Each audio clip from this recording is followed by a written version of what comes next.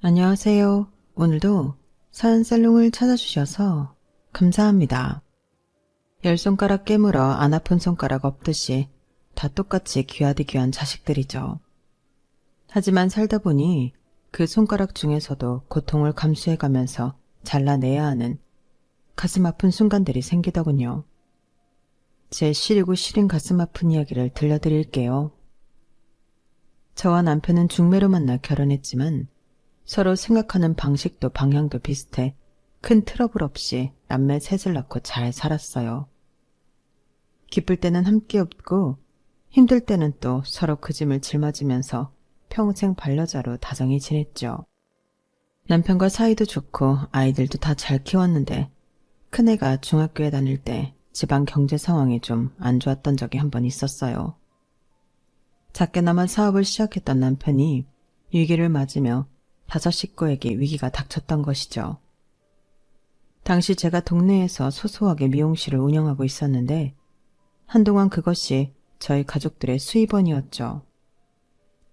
제가 외벌이로 집안 살림을 책임지다 보니 당연히 허리를 졸라매도 항상 돈이 부족했고 남편은 제게 미안해했어요. 하지만 남편보다도 가장 가슴 아팠던 것은 장남이었던 우리 형수가 밑에 동생이 둘이나 더 있어 많이 양보하고 희생을 감내해야 했던 것이죠. 그때는 형수가 그저 마음 착하고 양보심이 강한 아이인 줄로만 알았어요.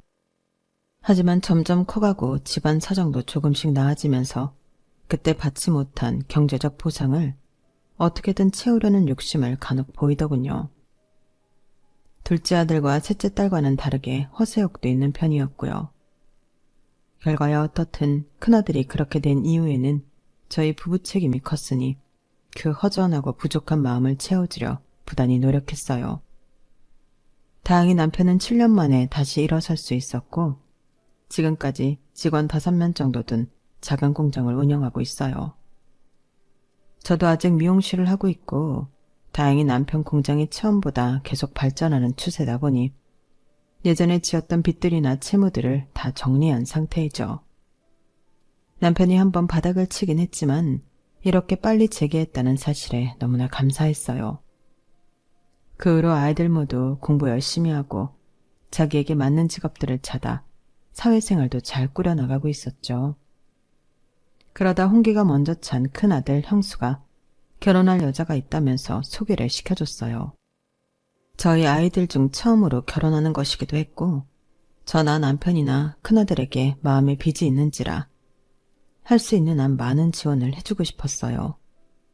물론 이 결혼이 아주 순탄했던 것은 아니에요. 사돈 집안이 유명 대기업의 한 계열사 사장님이었고 며느리가 될 아이는 외동딸이어서 부족함 없이 무한한 귀여움과 사랑만 받고 자란 것 같더군요. 그래서 그런지 그쪽 집안에서는 처음에 우리 형수를 탐탁해하지 않았다고 하더군요. 저와 남편 모두 아직 경제활동을 왕성히 하고 있다고는 하나 그 집안에서 보면 수준이 좀 안 맞는다고 생각했던 것 같아요.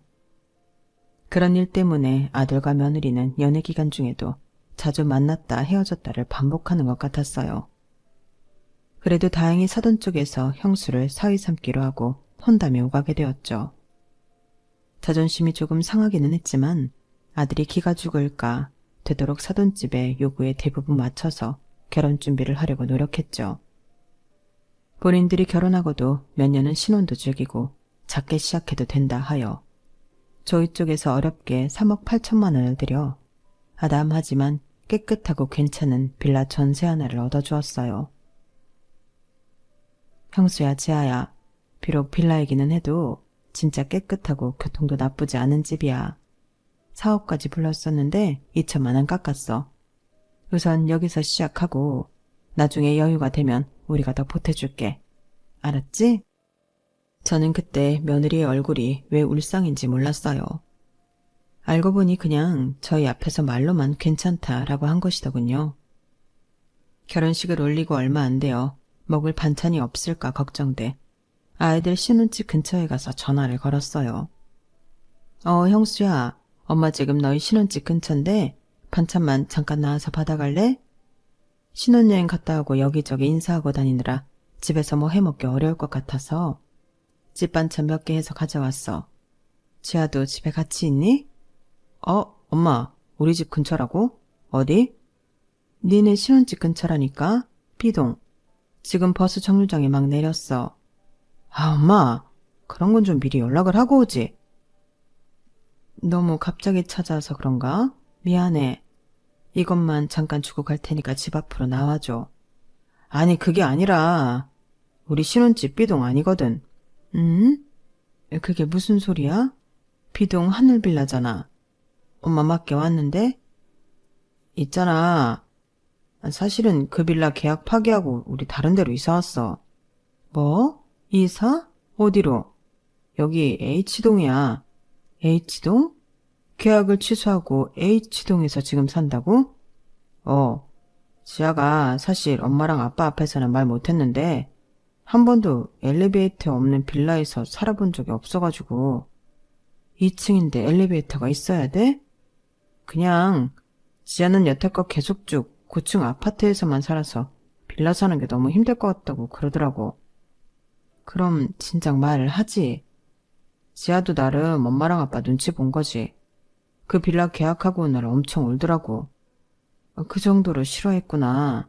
그럼 지금은 H동 어딘데? 엄마랑 아빠는 좀 힘든 것 같아서 장인어른한테 부탁 좀 드렸어. 뭘? 이 동네 제일 작은 평수도 5억 갖고는 어림도 없는데 3억 8천으로 누구 코에 붙여. 장인어른이 돈 좀 보태줘서 여기 아파트로 왔지. 저는 속으로 괜히 머쓱한 생각이 들었어요. 저희는 나름 해준다고 해준 것이 며느리는 말도 못할 만큼 싫었고 결국 사돈 쪽에 도움을 얻어 훨씬 좋은 아파트로 이사했다는 아들 말에 민망함이 들기까지 하더군요. 저희에게는 말 한마디 없이 며칠 상간으로 이사를 가버렸다는 사실이 솔직히 좀 서운하기도 했어요. 하지만 한편으로는 저희가 다 채워주지 못한 부분을 사돈이 보태주셔서 더 나은 환경에서 애들 부부가 산다고 생각하니 고마운 마음도 들더군요. 아무튼 그날 들고 갔던 반찬을 그대로 집에 가져오게 되었고 남편에게 자초지종을 설명했어요. 뭐? 한마디 말도 없이 그렇게 집을 바꿨다고? 지아가 아무래도 우리가 아직 어려워서 그때는 말을 못했나 봐. 빌라 같은 데는 친구 집에도 가본 적이 없대. 너무 싫었는데 우리 앞에서 티도 못 내고 형수한테 그렇게 하소연을 했나 보더라고. 그래서 결국 사돈 도움으로 더 좋은 데로 갔으니까 우리는 좀 멋쩍기는 해도 애들 입장에선 좋지. 아무리 그래도 우리가 전세금을 도와준 부분도 있는데 아무 말 없이 그렇게 해버린 건 애들 결혼한 지 얼마 되지도 않았는데 이런 걸로 얼굴 붉히지 말아요. 애들만 좋으면 됐지 뭐. 저희 설득으로 남편은 그나마 표정을 좀 풀고 잠자리에 들더군요. 저도 복잡한 마음이었지만 일로 아이들과 사이가 틀어지는 것이 싫어 그냥 좋게 생각하기로 하고 마음 먹었죠. 그렇게 아들과 며느리가 결혼한 지도 어느새 2년이 훌쩍 지나갔어요. 어느 날 형수가 잔뜩 짜증나는 목소리로 전화를 해 말하더군요. 엄마, 우리 2년 만에 이사 가야 돼. 왜? 왜긴 집주인이 나가래잖아. 너희 신혼부부 같이 집 깨끗하게 쓰고 큰일 안 벌리는 임차인들이 어딨다고 2년 딱 살고 나가라고 하니 집주인 아들이 외국에 있다가 이번에 한국에 아주 들어와서 이 집에서 사시겠대. 집주인 아들이? 그래서 전세비 3천만 원 더 올려서 주겠다고 우리가 먼저 말했는데도 힘들다고 그러더라고.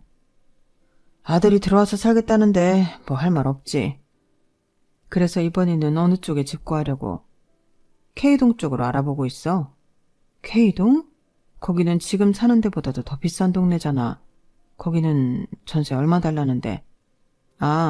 이번에는 전세 말고 월세를 그냥 살려고. 월세? 얼만데? 한 달에 300만 원 정도? 어머 형수야. 300만 원이면 어지간한 사람 월급이야. 그 월세비를 내면서 어떻게 살아? 그건 너무 무모한 것 같은데. 이미 얘기 다 끝났어. 장인어른이 매달 월세비 도와주시기로 했어. 저는 순간 가슴이 싸해지더군요. 형수야, 사돈어른이 아무리 괜찮은 회사 사장님이어도 다 큰 너희가 300만 원씩 하는 월세비를 좀 받는 건 그렇지 않니? 내가 달라고 한 거 아니야. 지아가 그랬지. 네가 그랬건 지아가 그랬건 거기 전세 찍고 할 때도 도와주셨잖아. 돌려드리지는 못할 망정 이제는 월세비까지 따박따박 받겠다고? 엄마가 생각하기엔 이건 좀 아닌 것 같은데. 난 솔직히 상관없어. 내가 뭐라고 해도 지아가 찡찡대면서 해달라고 웅석 부리면 다 해주시거든. 난 그냥 옆에서 콩고물이나 주워 먹는 거지. 난 아무 불만 없어. 형수야, 너 이제 가장이야. 가장다운 책임감 있는 태도를 가져야지. 엄마는 내가 지금 나이가 몇 살인데 초딩한테 하는 것처럼 말을 해. 내가 못 갖고 못 입고 못 누리더 살았던 거 지아내가 해준다는데 그걸 왜 거절해? 아빠 회사 부도 났을 때 난 다 참고 형석이랑 하영이한테 다 양보했잖아. 큰아들은 이런 상황이 닥치면 꼭 과거 일을 끄집어내 제 가슴을 아프게 하고 아무 말도 할 수 없게 했어요. 그래, 형수 네가 고생 많았지. 그건 엄마랑 아빠가 너무 미안해. 그래도 이건 좀...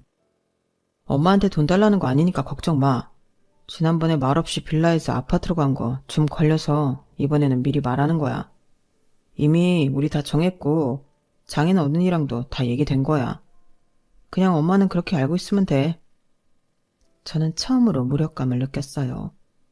아들이 한 가정의 가장으로서 조금 더 굳센 모습을 보여줬으면 했는데 모든 것이 제 욕심 같더군요. 결국 아이들은 얼마 뒤 K동에 고급 아파트로 이사를 갔어요. 이사간 K동이 우리 집과는 조금 더 멀긴 했는데 그런 이유로 아들 내외는 집에도 잘 오지 않더군요. 남편이 몹시 서운한 티를 내면 저 역시 속을 숨기고 말했어요. 지들끼리 잘 살면 됐지. 우리 안 보러 온다고 뭘 그렇게 서운해해요. 아무리 그래도 2시간이 걸리는 것도 아니고 1시간 걸리는 거리를 멀다고 분기에 한 번씩도 안 오는 게 말이 되나? 냅둬요. 애들도 바쁘겠지. 형석이랑 하영이나 신경 써요. 그런 와중에 막내딸이 결혼 허락을 받는다며 남자친구를 집에 데려왔어요. 시원시원한 생김새의 목소리까지 마음에 안 드는 구석이 없더군요. 딸과 사위의 결혼은 큰 잡음 없이 무난하게 치러졌어요. 딸은 결혼과 동시에 임신도 했고요.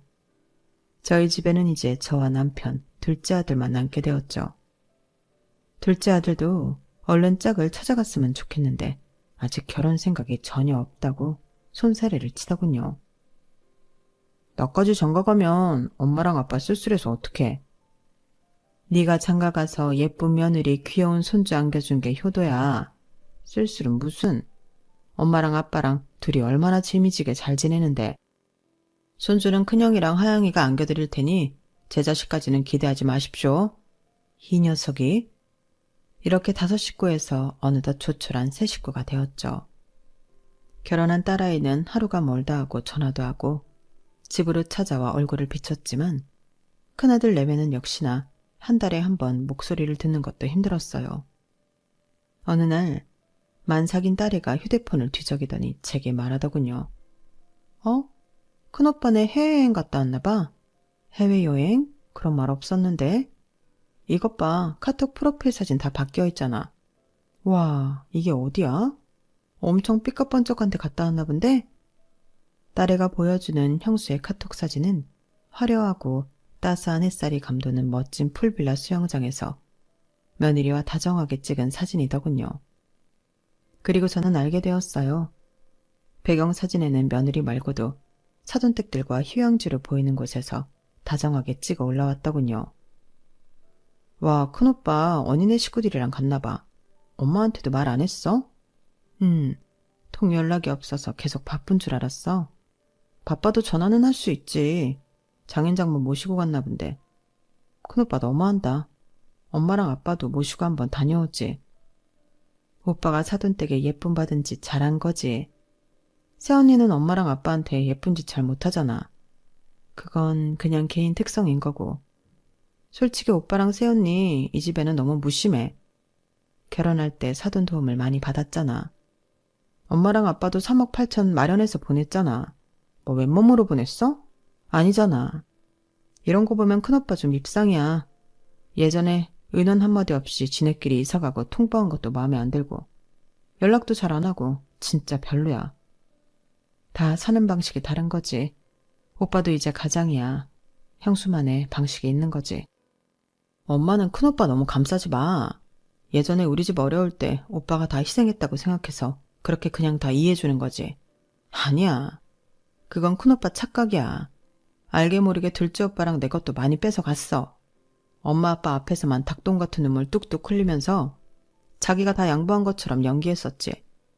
진짜 오빠만 하면 칵 쥐어받고 싶은 순간이 한두 번이었는 줄 알아? 아무튼 그 당시에 큰오빠만 무조건 참고 희생한 건 아니라는 거. 엄마도 잘 알고 있어야 돼. 엄마가 오해하고 있으니까 자꾸 저렇게 큰오빠가 못해도 그러려니 하고 넘어가려는 거잖아. 엄마랑 아빠, 오빠를 향한 마음의 빚 진짜 내려놔도 돼.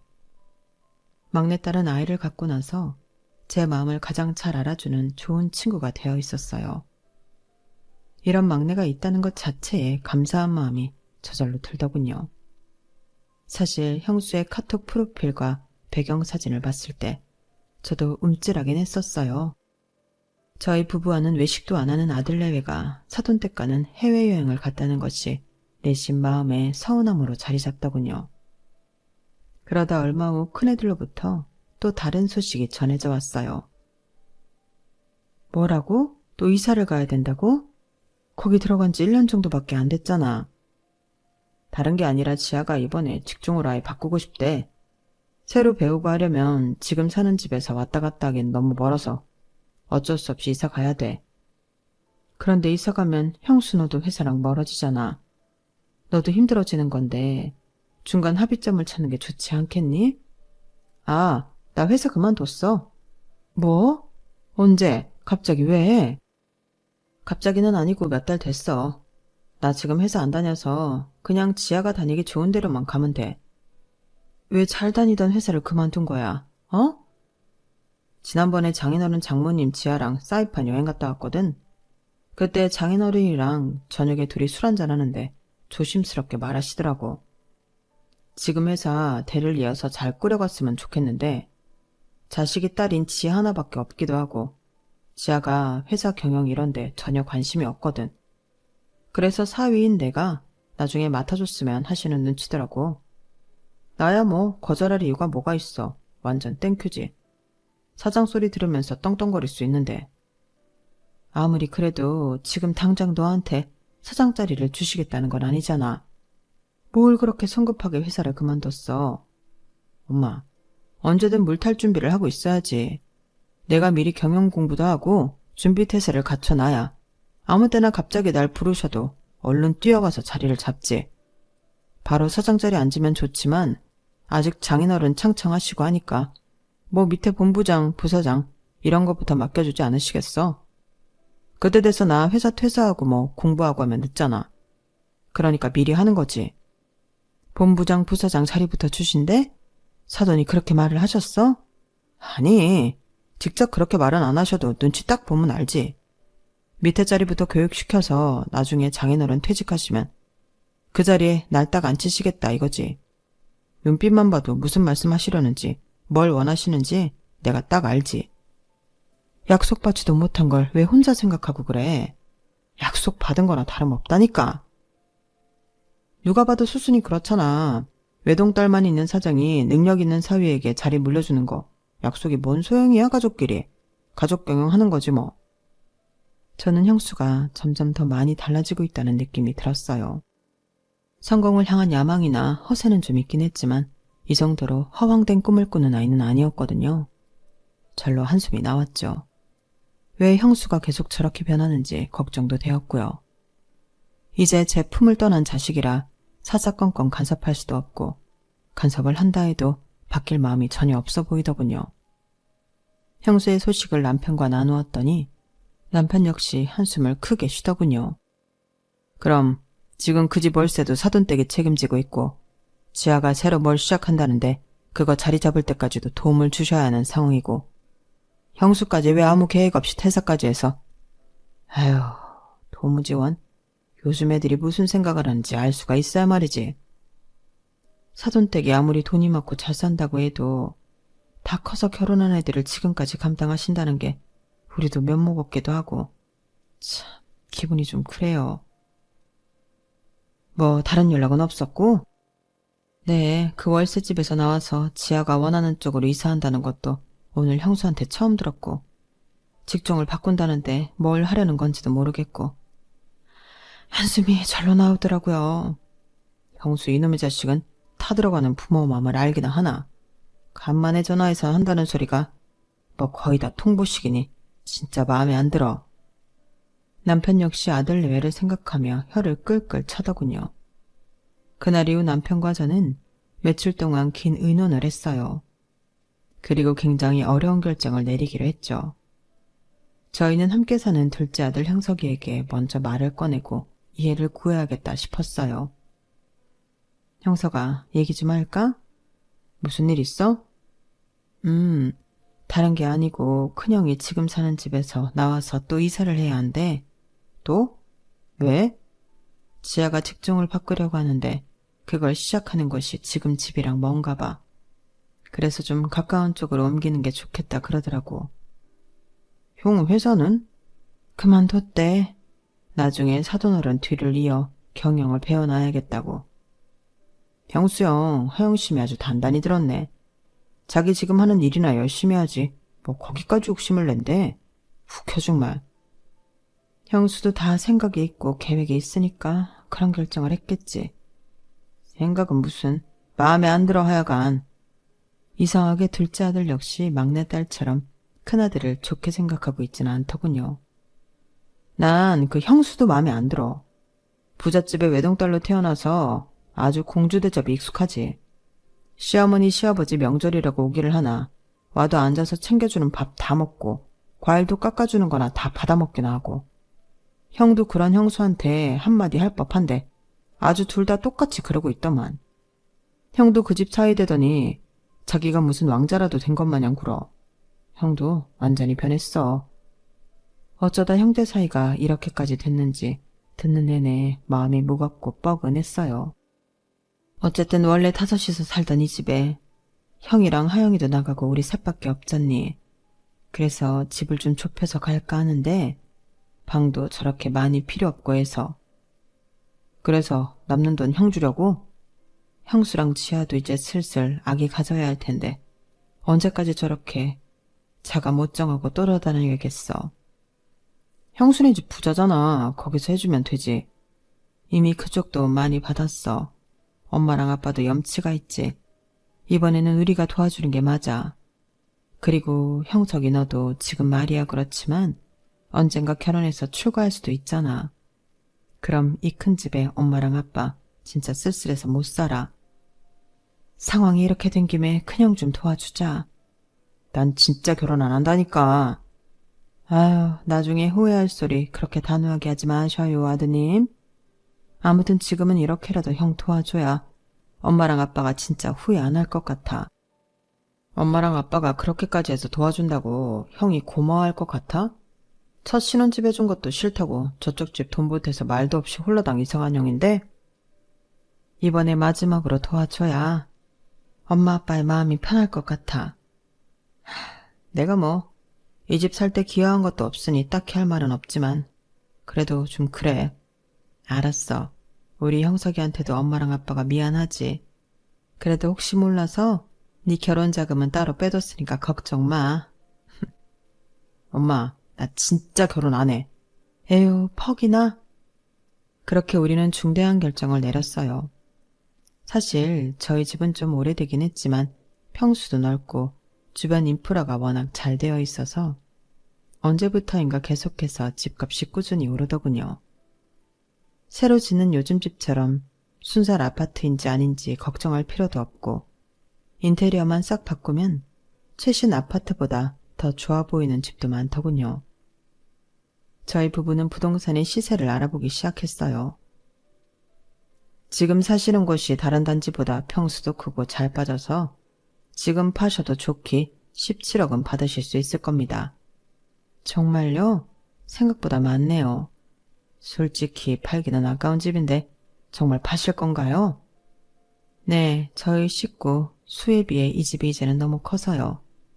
그러시군요. 이 주변 집은 내놓는다고 입김만 불어도 서로 계약하려고 난리니까 새 주인 찾는 건 시간 문제일 겁니다. 어쨌든 내놓는다고 하시면 좋은 가격으로 받아들일 테니 걱정하지 마세요.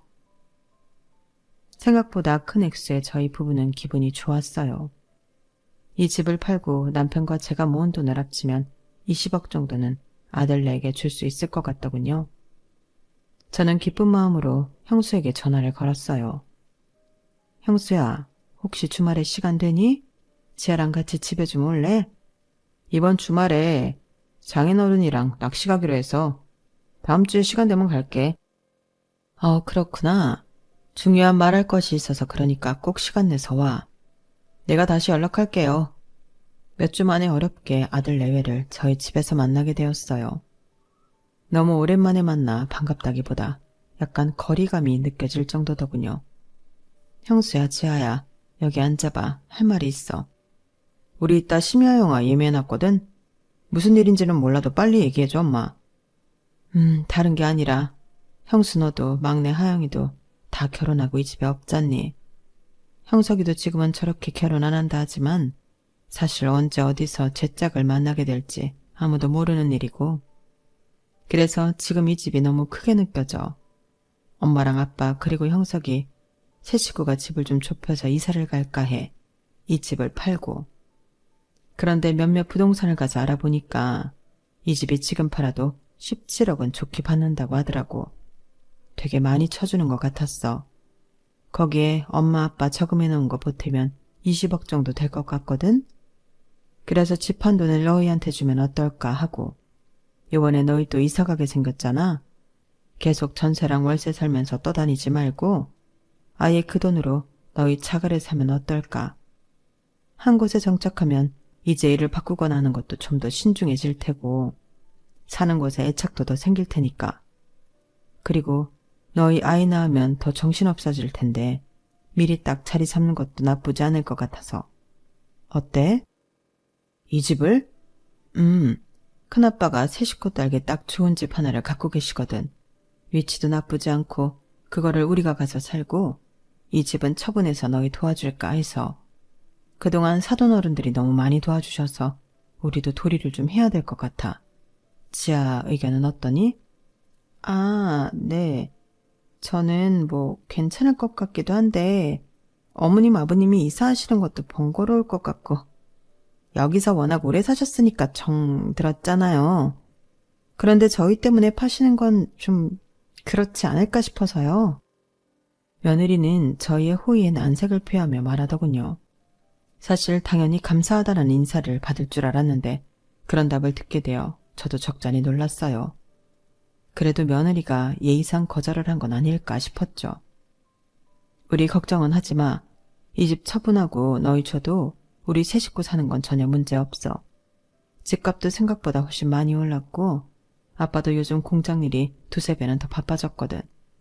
엄마 단골은 말할 것도 없고. 이 정도 속도라면 우리 노후도 걱정 없고 갑자기 형석이가 결혼한다고 해도 보태줄 정도는 돼.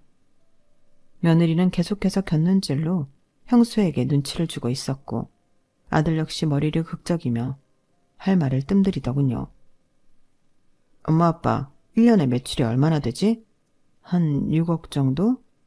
6억이면 우리 장인어른 딱 1분기 값이야.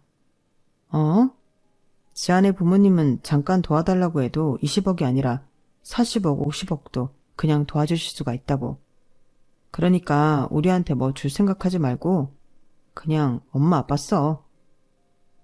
진짜야 형수야. 너나 지아한테 줄 수 있는 마지막 선물일지도 몰라.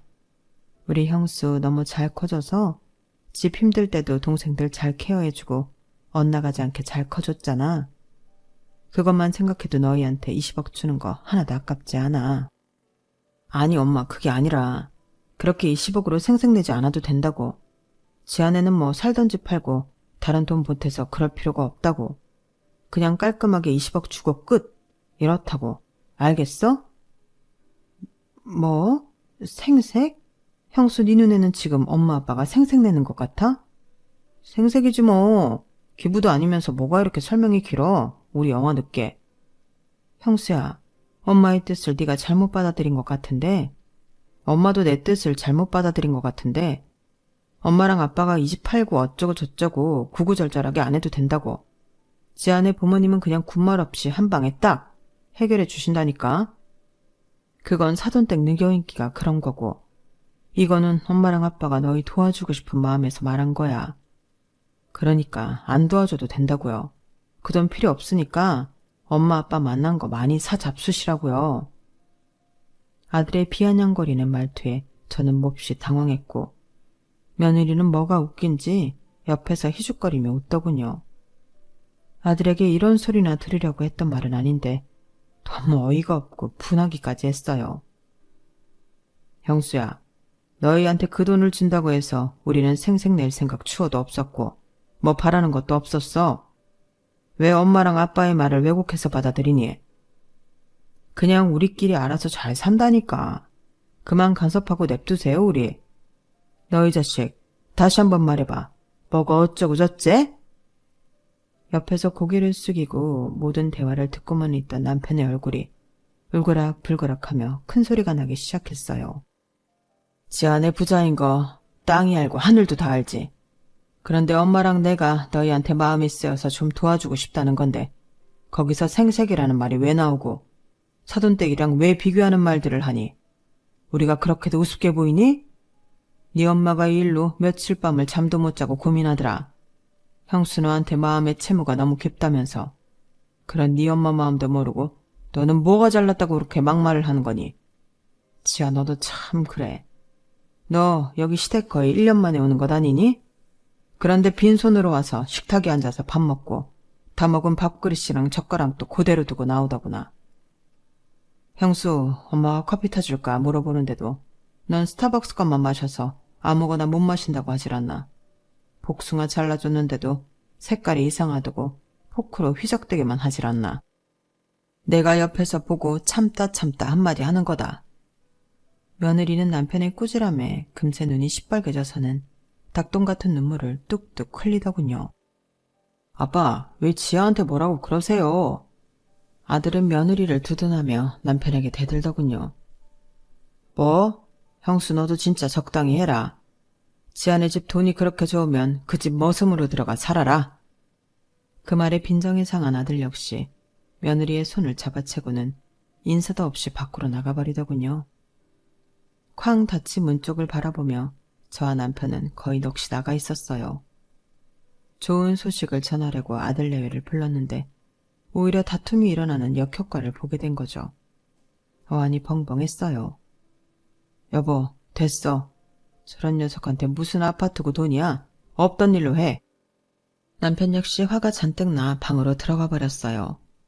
저는 당장 형수에게 전화를 걸 용기도 남편 뒤를 따라가 화를 풀어줄 마음도 생기지 않더군요. 저는 시집간 비어있는 딸의 방에 가 문을 걸어 잠그고 한참을 울었어요. 그 뒤로 저희 부부도 아들 내외에게 연락을 먼저 취하지는 않았지만 아이들도 어떤 연락을 해오지 않더군요. 천륜이 이렇게 쉽게 끊어지는 것인가 싶어 목이 메고 가슴이 아팠어요. 저는 일주일 만에 5kg나 살이 빠졌고 딸까지 와서 제 걱정을 했어요. 엄마, 큰오빠 때문에 이런 거지. 그러니까 왜 좋은 일하고 엄마가 상처받아. 엄마가 생각하는 만큼 오빠 좋은 인간 아니야. 그날 형수의 모습은 제가 알던 제 아들의 모습이 아닌 것 같았어요. 정말로 저희 부부를 원망스럽게 쳐다보면서 나갔거든요. 저는 다시 머리를 싸매고 한참을 누워 지냈어요. 마음의 병은 한 달 넘게 이어졌고 남편의 도움으로 정신과 상담까지 받으며 약물 치료를 했어요. 상담을 하며 제 스스로 느낀 것이 있다면 형수를 이제 한 명의 가장으로 존중하고 부모 품에서 보내야 한다 하면서도 그걸 완전히 내려놓지 못한 것 같았어요. 관심이라는 이유를 붙여 애들을 귀찮게 하고 간섭하게 된 것은 아닐까. 제 자신을 원망하게 되더군요. 야속하게도 시간은 또 그렇게도 빨리 지나갔어요. 아들 내외와 그 일이 있은 후 반년 정도 지났을까요? 또 한 번 충격적인 연락을 받게 되었어요. 그것도 지안의 부모님, 즉 사돈으로부터 말이죠. 여보세요? 네, 접니다. 지아 애비. 아우, 사돈, 어쩐 일로 전화를 다 주시고 잘 지내시나요? 잘은 못 지냅니다. 네? 어디 불편하신 곳이라도. 그쪽 아드님 좀 우리 딸한테 떨어뜨려 주세요, 제발. 그게 무슨 말씀이세요? 형수랑 지아 사이에 무슨 일이 있었나요? 둘이 갈라섰습니다. 네? 형수랑 지아가 헤어졌다고요? 네. 도장까지 쾅쾅 찍어서 둘이 완전히 남남됐다고요. 그런데 그쪽 아드님이 자꾸 우리 지아한테 다시 받아달라고 울고불고 매달려서 아주 죽겠습니다. 저는 뒤통수를 맞은 듯 머리가 띵했어요. 도대체 왜 아이들이 이혼을 한 건가요? 왜긴요? 안 맞으니까 이혼하는 거죠. 죄송하지만 조금 더 자세히 이야기해 주시겠어요? 몇 달 동안 형수랑 지아랑 연락을 못하고 지내서 제가 아무 사정도 모르고 있습니다. 죄송해요. 계속 백수로 놀고 있었던 것은 아시죠? 그쪽 아드님? 네? 아, 네. 아주 허황된 꿈을 꾸고 있더군요. 자기가 제 뒤를 이어 이 회사 사장이 된다나 뭐래나. 진짜 물려주실 생각 아니셨나요? 저는 기업가이자 사업가입니다. 지금 자기 앞에 일도 성실하게 안 하면서 유행이나 바라는데 제가 이 공 들여 키운 회사를 형수 같은 애한테 줍니까? 네? 형수는 나중에 자리를 물려주시는 걸로 알고 있던데요. 그러니까 답답한 겁니다. 원래는 저도 그럴 생각이 있었지요. 아주 조금. 그래서 오늘 살짝 뛰었더니 형수가 아주 김칫국을 사발로 드링킹하더군요. 경영수업을 공부하겠다고 어느 날 자랑스럽게 퇴사 이야기를 하더군요. 그래요. 경영수업 준비 다 좋아요. 그래서 형수가 준비를 했느냐? 아니요. 하나도 안 했습니다. 지아 말에 의하면 퇴사한 날부터 소파에 누워서 휴대폰 게임만 하더랍니다. 게다가 날씨 좋으면 좋다고 술을 마시지를 않나. 그주면 비 온다고 또 술을 꺼내질 않나. 아침마다 형수 술병 치우느라 힘들다고 우리 딸이 울더군요. 우리 딸 그렇게 남자 술병이나 치우고 살라고 그렇게 애지중지 키운 거 아닙니다. 설거지도 잘 안 시켜본 딸인데 어디서 감히.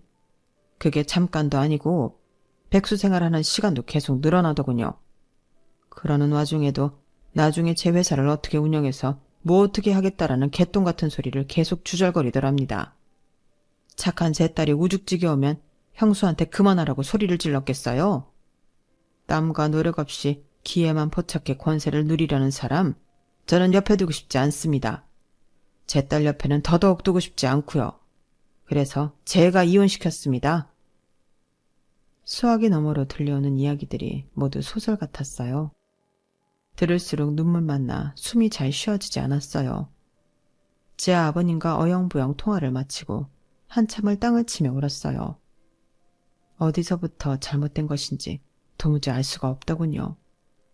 그 뒤로 형수에게 수차례 전화를 걸었지만 받지 않더군요. 대신 며칠 뒤 긴 장문의 문자를 아들에게 받았어요. 엄마, 아빠, 정말 죄송해요. 제가 너무 오만하고 자만했어요. 그날 그렇게 집을 뛰쳐나온 일이 뼈저리게 후회돼요. 부모님은 어려운 환경 속에서도 저를 이렇게나 잘 길러주셨는데 그 오래 살아 정든 집까지 팔아 저를 도와주시려고 했는데 제가 뭐에 씌인 건지 그게 고운 시선으로 보이지 않았어요. 아니, 제가 미쳤던 것 같아요. 다시 한번 너무 죄송하고 또 죄송해요. 부모님을 직접 찾아뵙고 머리가 깨질 때까지 용서를 빌고 싶지만 지금 아직 용기가 나지 않은 제 자신이 너무 싫습니다. 당분간 다른 곳에 내려가 지낼게요. 제 마음이 정리되고 부모님 얼굴을 뵐 용기가 생기면 다시 돌아올게요. 지금은 너무 면목이 없어서 고개를 들 수가 없습니다. 그동안 건강하시고 제 걱정은 하지 마세요. 저는 깊이 반성하고 있겠습니다. 형수는 그렇게 메시지만 남기고 어디로 간단 말도 없이 떠나버렸어요. 어쩌다 일이 이렇게 되었는지는 모르겠지만 가슴에 돌을 얹은 것처럼 무겁더군요. 혹시 아들이 나쁜 생각을 하진 않을까 너무 두려웠고요. 다행히 아들은 드문드문 생사 확인 메시지를 보내주고 있어요. 본인이 반성할 시간이 조금 더 필요하다가 하니 저희 부부도 큰아들이 건강한 몸과 마음으로 다시 돌아올 날만을 기다리고 있어요. 이번 일로 아들뿐만 아니라 남편과 제게도 다시 한번 삶을 되돌아보는 계기가 되었고, 둘째 아들과 셋째 딸을 위해서라도 너무 가라앉지는 않기로 했어요. 큰아들이 하루빨리 좋은 모습으로 돌아왔으면 좋겠네요. 제 이야기는 여기까지예요. 들어주셔서 고맙습니다. 여러분의 가정에 행복과 복이 가득하길 바랍니다. 여러분, 사연 댓글에 응원과 현명한 조언 부탁드려요. 좋아요와 구독은 저에게 큰 힘이 됩니다. 오늘도 좋은 일 가득하세요.